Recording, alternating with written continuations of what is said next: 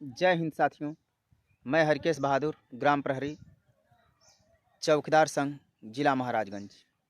साथियों, जो हमारे कुछ साथी लखनऊ इको गार्डन में पहुंचे थे, उनका मैं लाख लाख आभार व्यक्त करता हूं कि जो उन्होंने अपनी एकता का परिचय देते हुए सभी भाइयों के साथ मिलजुल कर इस कारवां को आगे बढ़ाने का भरपूर सहयोग दिए।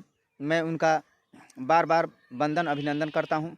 और साथियों, इससे ये प्रगति होगी कि जिस तरह से हमारे ग्राम प्रहरी भाई एकजुट इस समय हुए हैं, जो आज तक सभी लोग अलग अलग संगठनों में बटे हुए थे, जो सभी लोगों का कहना था कि हम लोग ग्राम प्रहरी एक हो जाएं तो हम लोगों की काम हो सकती है।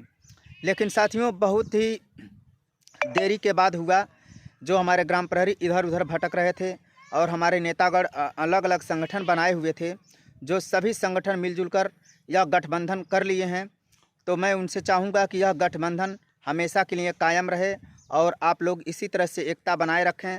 और आने वाले 5 अप्रैल को जो शामली से लेकर पैदल मार्च दिल्ली होगा, उसमें आप लोगों की भरपूर सहभागिता होगी।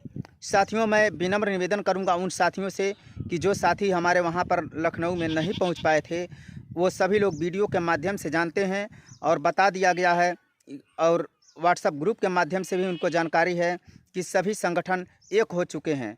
और हम लोगों को इस बार जो भी धरना देना होगा, पैदल मार्च का जो व्यवस्था की गई है, उस व्यवस्था पर हम सभी भाइयों को खरा उतरना होगा साथियों, जिसमें हमारे कई संगठन के लोग सब एकजुट हुए और एकजुटता का ताकत दिखाते हुए सरकार के सामने अपनी मांग को रखे। और आने वाले समय में जो पैदल मार्च होगा 5 अप्रैल को, उसमें हम सभी लोग मिलजुल कर पैदल मार्च करेंगे। और उसमें जहां तक हो सके संख्या कम से कम 70,000 चौकीदारों में से कम 50,000 चौकीदार वहां पर पहुंचना चाहिए।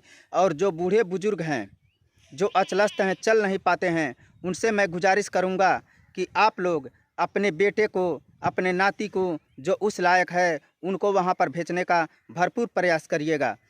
क्योंकि यह लड़ाई सिर्फ हम लोगों की नहीं है, सिर्फ पर्सनली किसी का नहीं है। इसमें यह लड़ाई हम सभी ग्राम प्रहरी की है। क्योंकि वेतन जब बढ़ जाएगा और संख्या बल ज़्यादा होगी तो सरकार अवश्य हम लोगों की मानदेय में वृद्धि करेगी। जिस तरह से हमारे हरियाणा के ग्राम प्रहरी चौकीदार भाई जो दिल्ली पैदल मार्च के लिए निकले थे, मात्र कुछ ही दूर पैदल वो चले थे, सरकार ने उनके बातों को संज्ञान में लिया और वह आज हरियाणा के हमारे ग्राम प्रहरी चौकीदार भाई, जो उनका सैलरी है इस समय 12,000 और वर्दी भत्ता भी, अनेक सुविधाएं उन लोगों को मिलती है। तो हम लोगों को भी वो सुविधा मिलना चाहिए।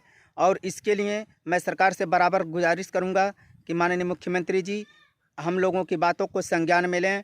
और इस बार का जो बजट आने वाला है, इस बजट में हम लोगों का भी नाम हो, ताकि हम लोगों के जो मन में दुख है, वो दुख हमेशा के लिए आप मिटा दीजिए।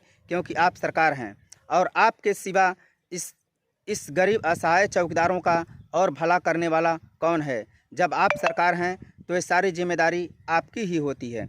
और मैं चाहूँगा अपने ग्राम प्रहरी भाइयों से कि ये लोग अपनी मेहनत और संघर्ष को इसी तरह से जारी रखें। सरकार जानना चाहती है कि चौकीदारों की संख्या आखिर 70,000 कहा जाता है, तो 70,000 है या नहीं।